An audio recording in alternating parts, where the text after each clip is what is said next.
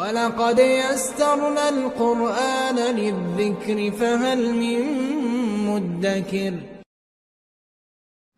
قال النبي صلى الله عليه وسلم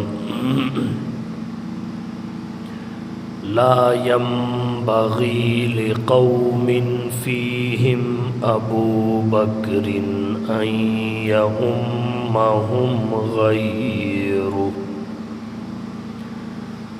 سبحان ربك رب العزة عما يصفون وسلام على المرسلين والحمد لله رب العالمين.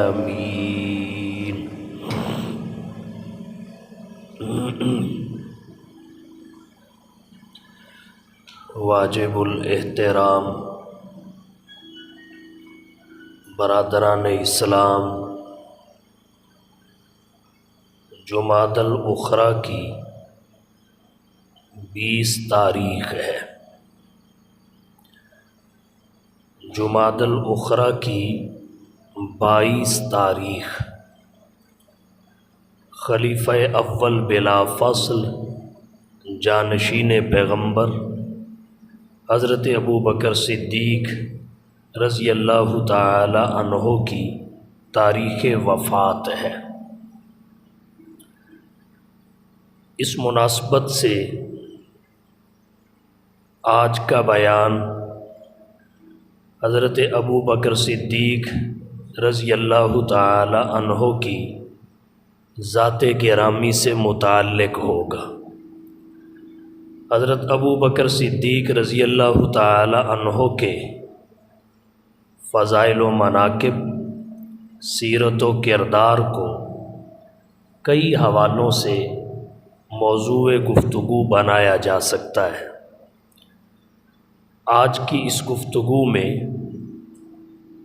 ان کی سیرت و کردار اور عظمت و فضیلت کا ایک اہم باب نبی کی جانشینی اور پہلی خلافت ہمارا موضوع رہے گی.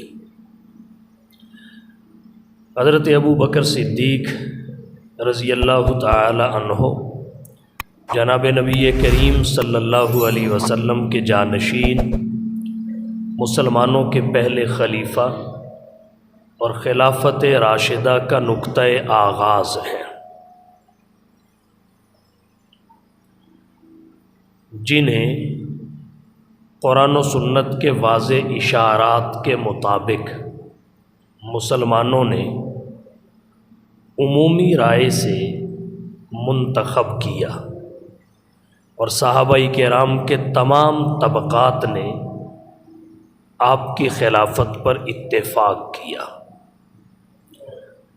اہل سنت والجماعت کا اجماعی عقیدہ ہے انبیاء و رسل کے بعد پوری انسانیت میں حضرت ابو بکر صدیق رضی اللہ تعالی عنہ ہی سب سے افضل نبی کی جانشینی اور خلافت بلا فصل کے حقدار ہیں.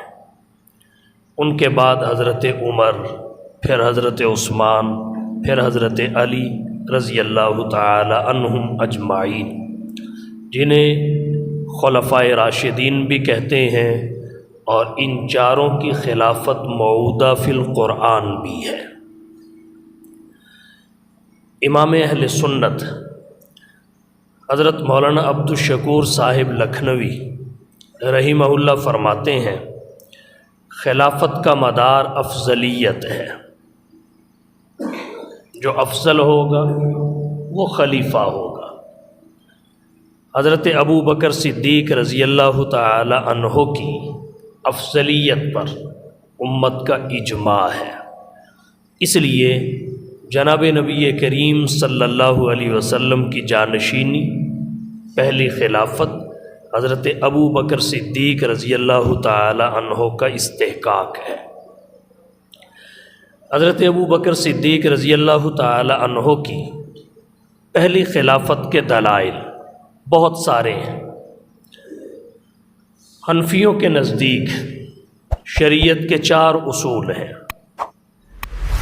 اعلم ان اصول الشرع 4 کتاب اللہ و سنت رسولہ و اجماع الامت والقیاس۔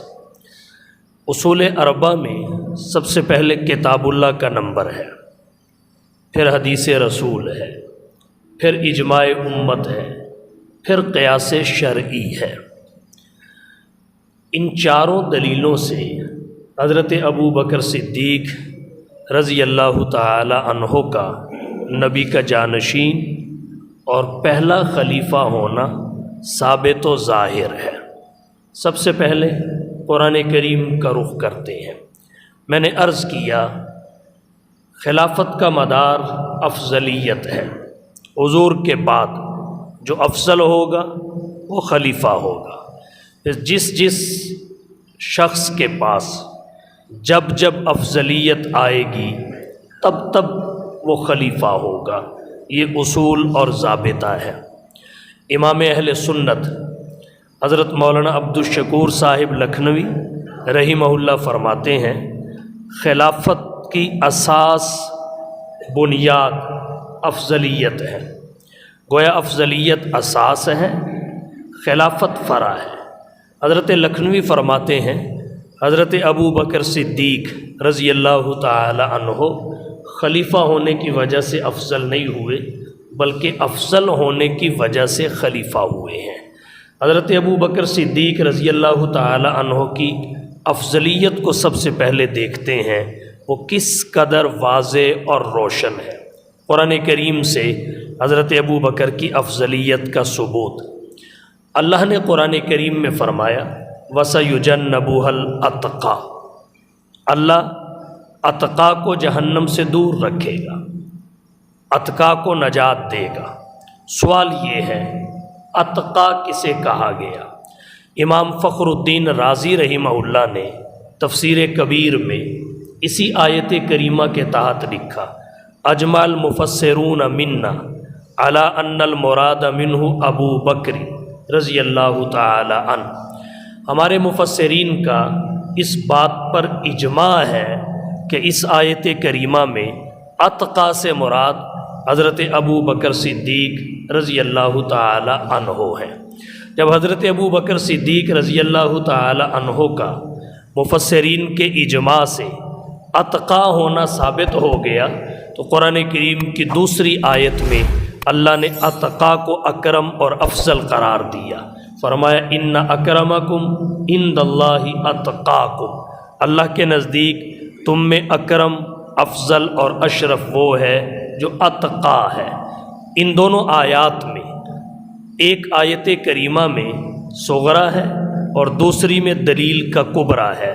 نتیجہ ظاہر ہے کہ حضرت ابو بکر صدیق رضی اللہ تعالی عنہ انبیاء و رسول کے بعد پوری انسانیت میں سب سے افضل اور اشرف ہیں، اور یہی اہل سنت والجماعت کا اجماعی عقیدہ ہے۔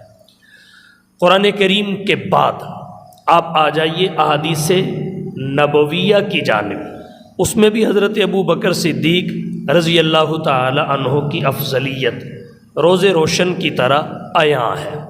ترمذی شریف جلد ثانی ابواب المناقب میں حضرت ابو بکر صدیق رضی اللہ تعالی عنہ کے فضائل و مناقب میں حدیث آتی ہے، جناب نبی کریم صلی اللہ علیہ وسلم نے فرمایا لا ينبغی لقوم فیہم ابو بکر ان یؤمہم غیرہ، کہ جس قوم میں ابو بکر موجود ہوں کسی اور کے لیے امام بننا زیب ہی نہیں دیتا۔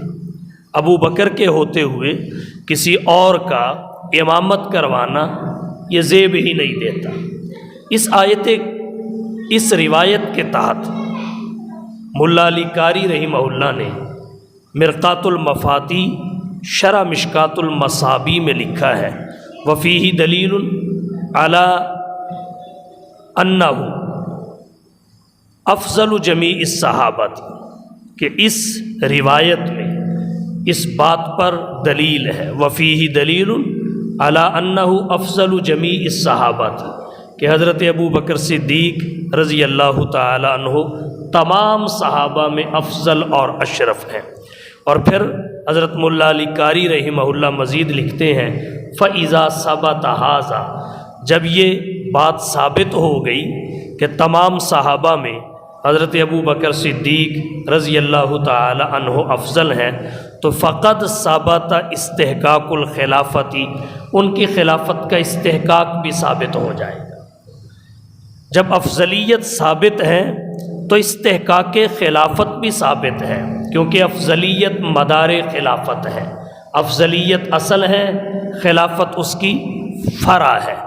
تو اس روایت سے یہ بات ثابت ہوتی ہے کہ جناب نبی کریم صلی اللہ علیہ وسلم کی اس حدیث کی روشنی میں حضرت ابو بکر افضل ہیں۔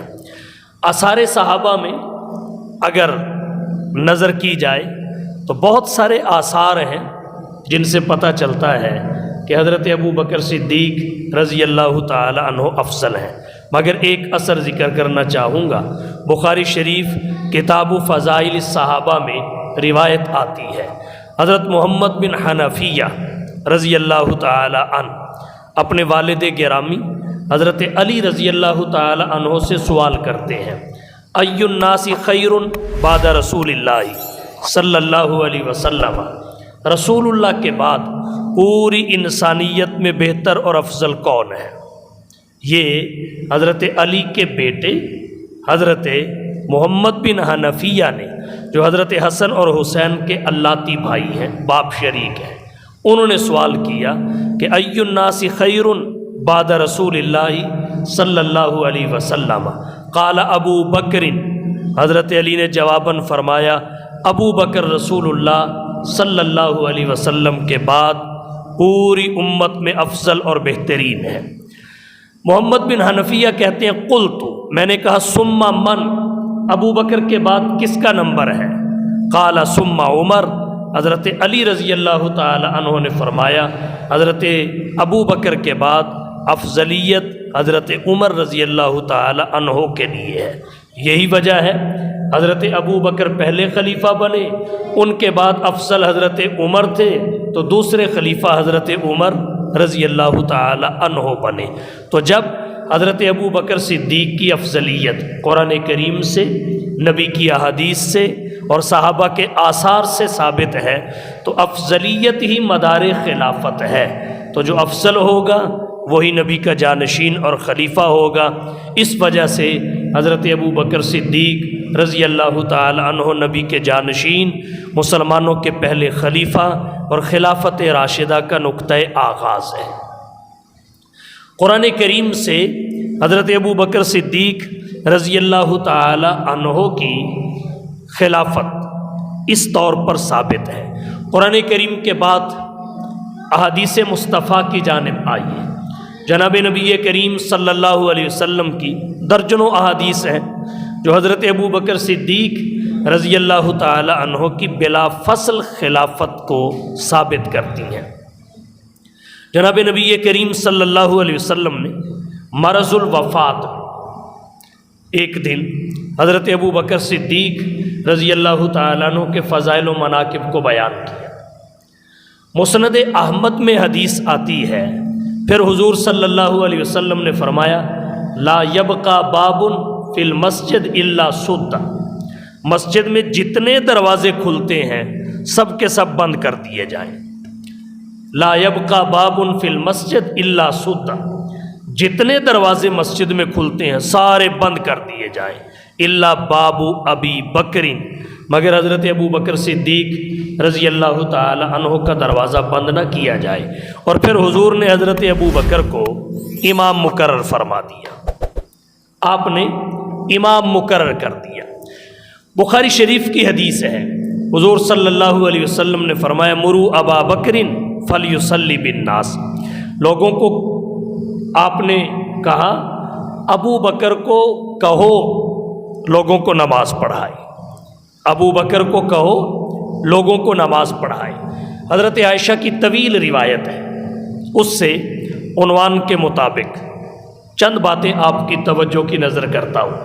حضرت عائشہ رضی اللہ تعالی عنہا نے عرض کیا حضور میرے والد بڑے رقیق القلب ہیں، نرم دل کے مالک ہیں، وہ برداشت نہیں کر سکیں گے، آپ اگر حضرت عمر کو کہہ دیں کہ وہ نماز پڑھا دیں۔ حضور صلی اللہ علیہ وسلم نے حضرت عائشہ کی اس بات کو نہیں مانا، قبول نہیں کی۔ پھر فرمایا مرو ابا بکر فلیصلی بالناس، حضرت عائشہ نے حضرت حفصہ سے بھی کہلوایا، حضور صلی اللہ علیہ وسلم نے ڈانٹا اور حضرت ابو بکر صدیق کے بارے میں اصرار فرمایا، یہاں تک کہ حضرت ابو بکر نبی کے مصلی پر آئے۔ معروف قول کے مطابق 17 نمازیں نبی کی حیات طیبہ میں حضرت ابو بکر صدیق نے نبی کے مصلی پر پڑھائی، اور ایک روایت کے مطابق 21 نمازیں پڑھائی جو غیر معروف روایت ہے۔ بہرحال اپنی زندگی میں اللہ کے نبی صلی اللہ علیہ وسلم نے مصلی حضرت ابو بکر کو سونپ دیا۔ سن 9 ہجری میں حج کا امام بھی حضرت ابو بکر کو بنا دیا۔ حضور حیات تھے، پہلا حج امت نے حضرت ابو بکر کی اقتداء میں کیا، تو گویا اپنی زندگی میں ہی اللہ کے رسول صلی اللہ علیہ وسلم نے امت کی باغ ڈور حضرت ابو بکر کے سپرد کر دی اور ابو بکر کو تیار کر دیا۔ تو آپ صلی اللہ علیہ وسلم نے فرمایا لا یبقى باب فی المسجد الا سد، مسجد میں جتنے دروازے کھلتے ہیں سب بند کر دیے جائیں، الا باب ابی بکر، مگر حضرت ابو بکر کا دروازہ کھلا رہے، کیونکہ انہیں حضور نے امام بنا دیا اور وہ اپنے گھر سے نکل کر مسجد میں آ کے مصلی پر نماز پڑھاتے تھے۔ اس حدیث سے حضرت ابو بکر صدیق رضی اللہ تعالی عنہ کی امامت اور خلافت واضح طور پر ثابت ہوتی ہے۔ پھر اس سے بڑھ کر مسلم شریف کی روایت ہے، جناب نبی کریم صلی اللہ علیہ وسلم نے ایک دن حضرت عائشہ سے فرمایا ادعی لی ابا بکر ابا کی و اخا کی حتی اکتب کتابا، میرے پاس اپنے والد ابو بکر کو اور اپنے بھائی عبد الرحمن بن ابی بکر کو بلا لاؤ، میں انہیں لکھ دوں۔ اہل علم نے لکھا ہے پروانہ خلافت لکھنے کی حضور بات کر رہے تھے، حتی اکتب کتابا، میں انہیں ایک تحریر لکھ دوں۔ کیوں؟ وجہ یہ بتائی فَإِنِّي أَخَافُ أَن يَتَمَنَّى مُتَمَنٍ، مجھے یہ ڈر ہے کہ میرے بعد کوئی تمنا کرنے والا تمنا نہ کرنے لگے، وَيَقُولُ قَائِلٌ، اور کوئی کہنے والا یہ نہ کہے انا اولا، کہ میں خلافت کا زیادہ حقدار ہوں، میرا استحقاق ہے۔ تو اس لیے فرمایا بلا لاؤ تاکہ میں لکھ دوں۔ پھر آپ صلی اللہ علیہ وسلم نے فرمایا چلو رہنے دو، کیوں؟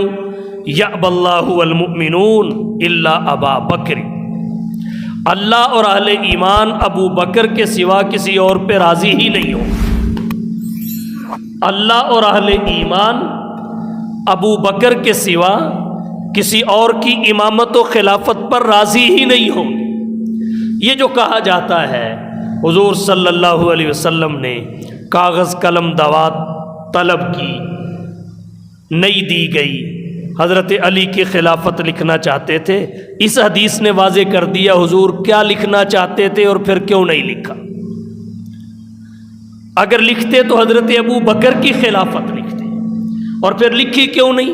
فرمایا یأبی اللہ والمؤمنون الا ابا بکر، اللہ بھی اور اہل ایمان بھی ابو بکر کے سوا کسی اور پہ راضی نہیں ہوں گے۔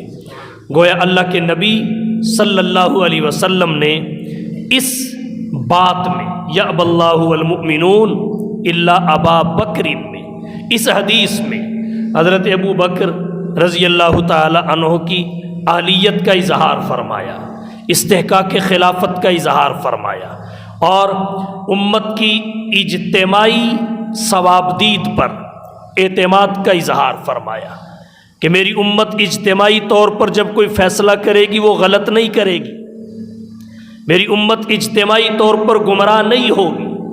حضرت ابو بکر صدیق رضی اللہ تعالی عنہ کی خلافت کے حضرت ابو بکر کے بارے میں اپنے جانشین ہونے کے اللہ کے نبی صلی اللہ علیہ وسلم نے واضح اشارے دے دی، واضح اشارے، البتہ نامزد نہیں کیا۔ اور متکلمین نے لکھا ہے حکمت کا تقاضا بھی یہی تھا کہ نبی نامزد نہ کرتے، واضح اشارے دے دیے، نامزد نہیں کیا۔ تفسیر صافی 523 صفحہ پہ روایت آتی ہے، جناب نبی کریم صلی اللہ علیہ وسلم نے اپنی زوجہ طیبہ ام المومنین حضرت حفصہ رضی اللہ تعالی عنہا کو ایک موقع پر پریشان دیکھا تو آپ نے ان کی تسلی کے لیے ایک بات فرمائی، انہیں خوشخبری دی، بشارت سنائی۔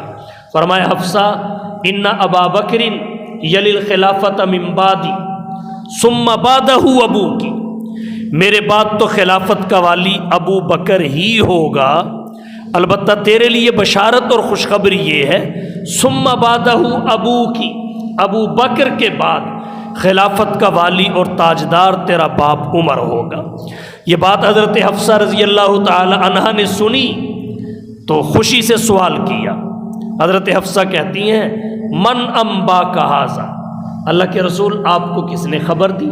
حضور نے فرمایا نبأنی العلیم الخبیر، مجھے علم والی باخبر ذات نے خبر دی ہے۔ تو بذریعہ وہی حضور کو بتا دیا گیا کہ آپ کا جانشین کون ہوگا، مسلمانوں کا پہلا خلیفہ کون ہوگا، خلافت راشدہ کا نقطہ آغاز کون ہوگا۔ پھر اللہ کے نبی نے اپنی زندگی میں ہی امت کی باغ ڈور اس ابو بکر کے سپرد کر دی اور صحابہ کرام کو واضح اشارے دے دیے، لیکن نامزد نہیں کیا۔ اور حکمت کا تقاضا بھی یہ تھا کہ نبی نامزد نہ کریں۔ کیوں؟ اس کی وجہ یہ تھی اگر اللہ کے نبی نامزد کر دیتے تو خلیفہ کے تقرر کا یہی طریقہ امت میں رائج ہو جاتا اور اس کے نقصانات ہوتے، مسلمانوں کی اجتماعی ثوابدید، اجتماعی مشاورت کی نفی ہو جاتی، حالانکہ اللہ نے قرآن میں فرمایا امرہم شورا بینہم۔ تو اللہ کے نبی نے حضرت ابو بکر صدیق رضی اللہ تعالی عنہ کی امامت و خلافت کے اشارے دینے میں کوئی کمی نہیں کی، لیکن نامزد نہیں کیا، اور مسلمانوں کی اجتماعی ثوابدید کے سپرد کر دیا۔ اور پھر حضور صلی اللہ علیہ وسلم کی وفات کے بعد مسلمانوں نے باہمی بحث و مباحثہ کے بعد اتفاق سے حضرت ابو بکر صدیق رضی اللہ تعالی عنہ کو خلیفہ نامزد کیا، اور حضرت ابو بکر کے علاوہ کسی اور پہ مسلمانوں کی نظر جا بھی نہیں سکتی تھی۔ کیوں؟ اس لیے کہ حضور کے اشارے اس قدر واضح تھے، آپ کے اشارے اس قدر واضح تھے کہ ان اشاروں سے مسلمان تو مسلمان رہے، کفار بھی سمجھ چکے تھے کہ حضور کے بعد آپ کا جانشین کون ہوگا، اتنے واضح اشارے تھے۔ جناب نبی کریم صلی اللہ علیہ وسلم کی خدمت میں ایک مرتبہ ایک خاتون آئی، حضرت جبیر بن مطعم رضی اللہ تعالی عنہ سے روایت ہے، اس نے آ کر حضور سے کسی معاملہ میں سوال کیا، اللہ کے رسول صلی اللہ علیہ وسلم نے فوراً جواب نہیں دیا، فرمایا پھر کسی وقت آنا۔ اس خاتون نے اللہ کے نبی سے عرض کیا حضور ٹھیک ہے چلی جاتی ہوں، دوبارہ آؤں آپ کو دنیا میں نہ پاؤں تو پھر کدھر جاؤں، دوبارہ آؤں آپ کو دنیا میں نہ پاؤں تو پھر میں اس کے جواب کے لیے کس سے رجوع کروں؟ حضور نے فرمایا پھر ابو بکر کے پاس چلی جانا۔ کتنا واضح اشارہ ہے۔ مستدرک حاکم میں حضرت انس سے روایت ہے، قبیلہ بنو مستلق کے لوگوں نے حضرت انس رضی اللہ تعالی عنہ کو اپنا نمائندہ بنا کر جناب نبی کریم صلی اللہ علیہ وسلم کی خدمت میں بھیجا کہ حضور سے پوچھ کے بتائیے کہ اب تو ہم زکوٰۃ آپ کے پاس جمع کرواتے ہیں، آپ کو دیتے ہیں، آپ کے جانے کے بعد ہم کس کو دیا کریں؟ تو حضور صلی اللہ علیہ وسلم نے کہا بنو مستلق کے لوگوں کو جا کے کہہ دو میرے بعد حضرت ابو بکر کو دینا، حضرت ابو بکر کے بعد حضرت عمر کو دینا، حضرت عمر کے بعد حضرت عثمان کو دینا۔ اس قدر واضح اشارے اللہ کے نبی صلی اللہ علیہ وسلم نے دے دیے۔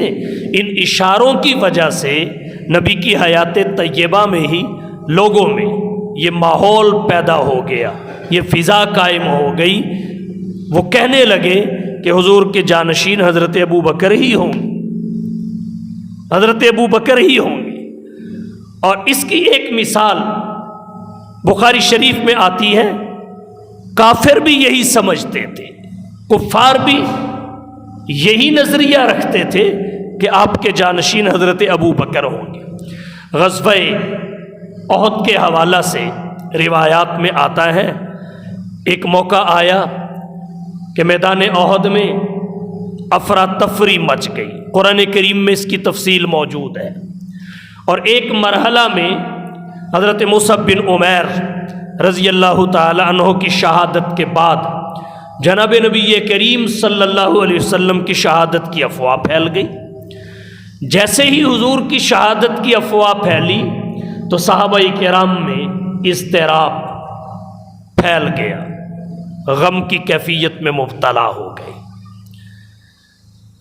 اسی دوران ابو سفیان اس وقت تک مسلمان نہیں ہوئے تھے، بعد میں تو صحابی رسول بنے، رضی اللہ عنہم ورضوا عن میں آئے۔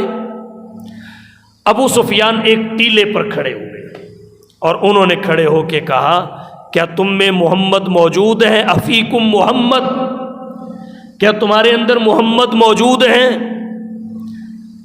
حضور صلی اللہ علیہ وسلم نے مسلمانوں سے کیے گئے اس سوال کو سنتے ہی مسلمانوں کو اس کا جواب دینے سے منع کر دیا کہ اس کا جواب نہیں دینا، کوئی جواب نہیں دیا۔ اس کے بعد پھر ابو سفیان نے دوسرا سوال کیا، افیکم ابو بکر، کیا تمہارے اندر ابو بکر ہیں؟ حضور نے صحابہ کو اس کا جواب دینے سے بھی روک دیا۔ تھوڑی دیر کی خاموشی کے بعد پھر ابو سفیان نے پوچھا، افیکم عمر، کیا تمہارے اندر عمر ہیں؟ حضور نے اس کا جواب دینے سے بھی روک دیا۔ جب ان تینوں سوالوں کا جواب نہیں دیا گیا، حضور بھی تھے، حضرت ابو بکر بھی تھے، حضرت عمر بھی تھے، تینوں کے متعلق سوال کیا۔ سوال کرنے والے ابو سفیان تھے، اس وقت تک مسلمان نہیں ہوئے تھے۔ انہوں نے بالترتیب تین کے بارے میں سوال کیا۔ کیوں؟ وہ سمجھتے تھے نبی ہیں تو وہی سب کچھ ہیں، اور اگر نبی شہید ہو گئے تو ان کے بعد حضرت ابو بکر امت کی باغ ڈور سنبھالیں گے، اس لیے ان کا سوال حضرت ابو بکر سے متعلق تھا، اور حضرت ابو بکر بھی اگر شہید ہو گئے تو پھر ان کے بعد امت کی باغ ڈور حضرت عمر سنبھالیں گے، اس لیے ان کے متعلق سوال کیا۔ اللہ کے نبی نے تینوں سوالوں کے جواب دینے سے صحابہ کو روک دیا۔ اس پر ابو سفیان نے نعرہ لگایا، اولو حبل، حبل زندہ باد۔ اس وقت اللہ کے نبی نے جواب کا انتظام فرمایا۔ لمبی روایت ہے، بہر میں اس سے اتنی بات آپ کی توجہ کی نظر کرنا چاہتا ہوں کہ مسلمان تو مسلمان رہے، اس وقت جو کفار تھے، جو مسلمان نہیں ہوئے تھے، وہ بھی اس بات کو سمجھتے تھے کہ نبی کے بعد خلافت کی ترتیب کیا ہوگی۔ نبی نے اشارے ہی اس قدر واضح دے دیے تھے کہ یہ ماحول بن گیا تھا، یہ فضا قائم ہو گئی تھی، لوگوں کا رجوع حضرت ابو بکر صدیق کی طرف ہونے لگا تھا، اس اعتبار سے کہ یہ حضور کے بعد حضور کے جانشین، مسلمانوں کے پہلے خلیفہ اور خلافت راشدہ کا نقطۂ آغاز ہے۔ اس کے بعد آپ آ جائیے امت کے اجماع پر، قرآن کریم سے، نبی کی احادیث سے یہ بات واضح اور عیاں ہے کہ حضور صلی اللہ علیہ وسلم کے جانشین، مسلمانوں کے پہلے خلیفہ اور خلافت راشدہ کا نقطۂ آغاز حضرت ابو بکر صدیق رضی اللہ تعالی عنہ ہیں، جن کا قرآن کریم کے واضح اشارات کے مطابق، احادیث کے واضح اشارات کے مطابق مسلمانوں نے عمومی رائے سے انتخاب کیا، اور صحابہ کرام کے تمام طبقات نے اس سے اتفاق کیا۔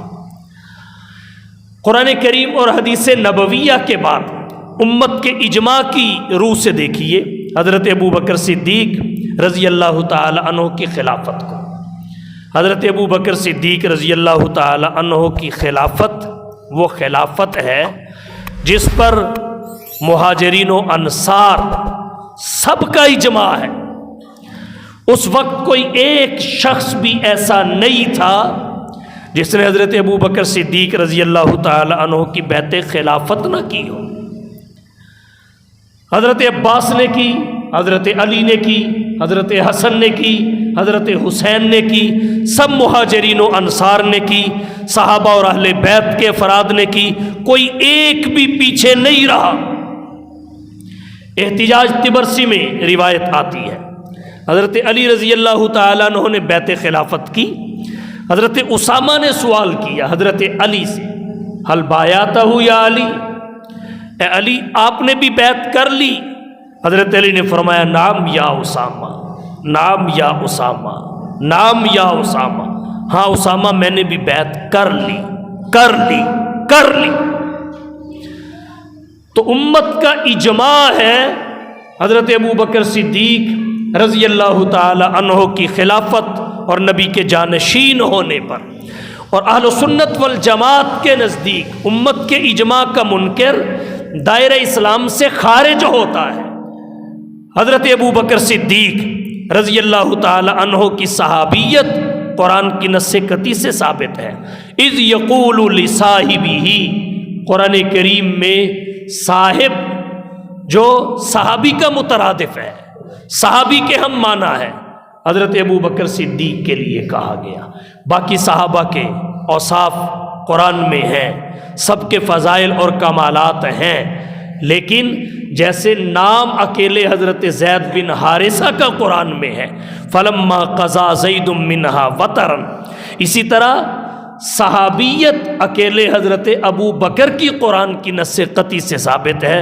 اذ یقول لصاحبہ، باقی صحابہ کی احادیث متواترہ سے یا خبر واحد سے ثابت ہے۔ تو حضرت ابو بکر صدیق کی صحابیت کا منکر بھی دائرہ اسلام سے خارج ہے، کیونکہ اس کا انکار نص قطعی کا انکار ہے، خلافت کا انکار اجماع امت کا انکار ہے۔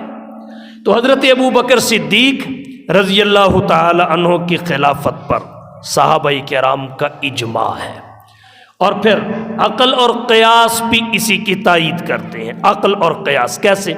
حضرت علی رضی اللہ تعالی عنہ کا قیاس ذکر کرنے لگا ہوں۔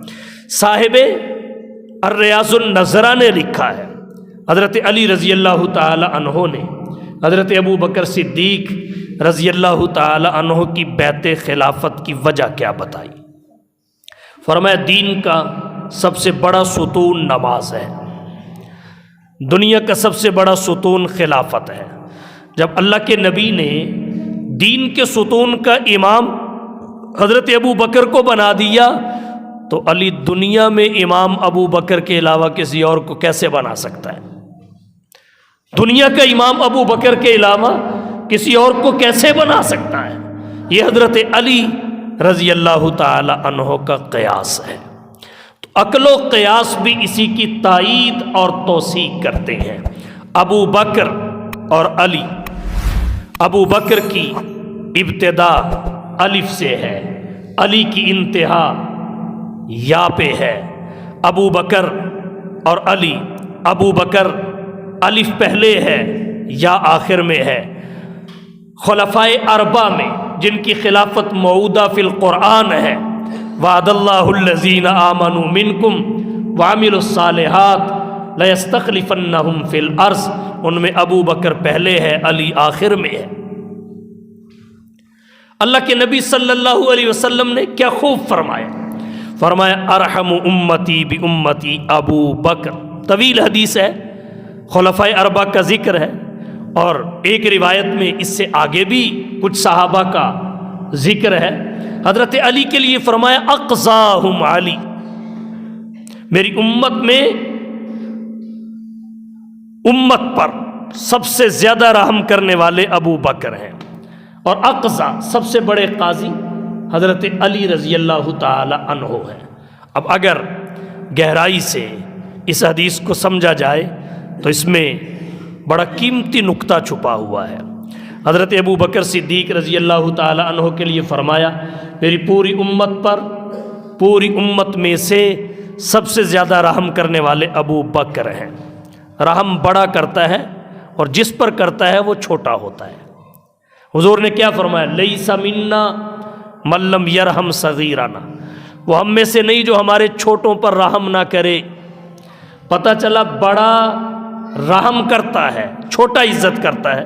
ومن لم یوقر کبیرنا، جو رحم کرتا ہے وہ بڑا ہوتا ہے، جو عزت کرتا ہے وہ چھوٹا ہوتا ہے۔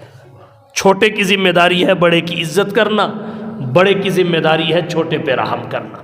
اب حضرت ابو بکر کے لیے فرمایا ارحم امتی بی امتی ابو بکر، میری پوری امت میں سے پوری امت پر سب سے زیادہ رحم کرنے والا کون؟ ابو بکر۔ اور رحم کون کرتا ہے؟ بڑا۔ تو پوری امت پر سب سے زیادہ رحم ابو بکر کرنے والے ہیں، تو پوری امت میں سب سے بڑے ابو بکر ہی ہیں۔ تو پھر کوئی خلیفہ کیسے ہو سکتا تھا ابو بکر کے ہوتے ہوئے؟ امام کیسے ہو سکتا تھا ابو بکر کے ہوتے ہوئے؟ اور حضرت علی کے لیے کیا فرمایا؟ اقضاہم علی، امت کے بڑے قاضی حضرت علی ہے، امت کے بڑے قاضی حضرت علی ہے۔ یہاں ایک نقطہ سمجھیے، رحم کا تعلق انتظامیہ سے ہے، رحم کا تعلق انتظامیہ سے ہے، اور قضا کا تعلق عدلیہ سے ہے۔ رحم کا تعلق انتظامیہ سے ہے، رحم کی ترتیب رحم حکومت اور انتظامیہ کرتی ہے، فیصلہ عدلیہ کرتی ہے۔ رحم کا تعلق انتظامیہ سے، قضا کا تعلق عدلیہ سے۔ اللہ کے نبی نے بات کیا سمجھائی کہ انتظامیہ ابو بکر کی ہوگی، چیف جسٹس حضرت علی ہوں گے۔ انتظامیہ حضرت ابو بکر کی ہوگی، قاضی القضات چیف جسٹس حضرت علی رضی اللہ تعالی عنہ ہوں گے۔ اور جعفریات مطبوعہ تہران میں لکھا ہوا ہے ان ابا بکر و عمر و عثمان کانوا یرفعون الحدود الی علی ابن ابی طالب، کہ خلفائے ثلاثہ نے اپنے اپنے زمانہ خلافت میں حدود و قصاص کے فیصلے حضرت علی کے سپرد کر رکھے تھے، کیونکہ ان کی انتظامیہ تھی، قاضی القضات حضرت علی تھے، اور حضرت علی کا اس عہدہ اور منصب کو قبول کرنا خلفائے ثلاثہ کی بالترتیب خلافت کی تصدیق ہے۔ عقل و قیاس اسی کی تائید کرتے ہیں، اسی کی۔ حضور نے کیا خوب فرمایا، خیر القرون قرنی، میرا زمانہ بہترین زمانہ ہے، اور نبی کا زمانہ نبی کے صحابہ کا زمانہ ہے۔ پھر فرمایا ثم الذین یلونہم، پھر ان لوگوں کا زمانہ جو صحابہ سے ملے ہوئے ہیں، ثم الذین یلونہم، پھر ان کا جو ان سے ملے ہوئے ہیں، یعنی تابعین اور تبع تابعین، تین زمانوں کی خیریت اللہ کے نبی نے ذکر فرمائی۔ اب قرنی خلفائے اربع کی خلافت کا زمانہ وہ نبی کا زمانہ ہے، اس میں بھی اگر سمجھا جائے تو خلفائے اربع کی ترتیب خلافت چھپی ہوئی ہے۔ قرنی میں 4 حرف ہیں، خلفائے اربع کے ناموں کے آخری حروف ہیں، خلفائے اربع ان کے ناموں کے آخری حروف ہیں، ان سے مل کر قرنی بنا ہے۔ قاف صدیق کے آخر کا ہے، را عمر کے آخر کا ہے، نون عثمان کے آخر کا ہے، یا علی کے آخر کا ہے۔ قرنی میں کاف پہلے ہے، خلافت میں صدیق پہلے ہے۔ قرنی میں را دوسرے نمبر پر ہے، خلافت میں عمر دوسرے نمبر پر ہے۔ قرنی میں نون تیسرے نمبر پر ہے، خلافت میں عثمان تیسرے نمبر پر ہے۔ قرنی میں یا چوتھے نمبر پر ہے، خلافت میں علی چوتھے نمبر پر ہے۔ ہمارا اہل سنت والجماعت کا یہی عقیدہ ہے، افضلیت کی ترتیب یہی ہے تو خلافت کی ترتیب بھی یہی ہے۔ اور ایک بات یہاں اور عرض کرتا ہوں، حضرت ابو بکر صدیق رضی اللہ تعالی عنہ کے جانشین نبوت ہونے کا، خلیفہ اول ہونے کا، خلافت راشدہ کے نقطۂ آغاز ہونے کا انکار نہیں کیا جا سکتا۔ ہاں کوئی اختلاف کر سکتا ہے، اور اہل علم نے لکھا ہے جب متقدمین کا اتفاق اور اجماع ہو جائے تو متاخرین کا جو خلاف ہے وہ مضر نہیں ہوتا. اور اب تو زمانہ کہاں چلا گیا ہے. تو حضرت ابو بکر کی پہلی خلافت سے کوئی اختلاف کر سکتا ہے، انکار تو نہیں نہ کر سکتا. خلیفہ تو وہی ہے، خلیفہ تو وہی ہے. اور حضرت ابو بکر صدیق رضی اللہ تعالی عنہ کی اولیت یہ خلافت تک محدود نہیں ہے. اسلام میں اول، ایمان میں اول، تصدیق نبوت میں اول، تصدیق قرآن میں اول، تصدیق معراج میں اول، متقین میں اول، صاحب الرسول ہونے میں اول، اللہ کے نبی کے مصلی کی امامت میں اول، نبی کے منبر کی خطابت میں اول، حضور کے بعد روضہ رسول کی تدفین میں اول، قیامت کے بعد حضور کے بعد پوری امت میں قبر مبارک سے اٹھنے میں اول، حضور کے بعد میدان معاشر میں جانے میں اول. اور ابو بکر کو ابو بکر کہتے ہی اس لیے ہیں کہ اولیت اللہ نے حضرت ابو بکر کے ساتھ ہر خیر میں جوڑ دی ہے. تو خلافت تک محدود نہیں ہے. اللہ تعالی ہم سب کو حضرت ابو بکر صدیق رضی اللہ تعالی عنہ کے مقام و مرتبہ کو سمجھنے اور دل سے قبول کرنے کی توفیق عطا فرمائے.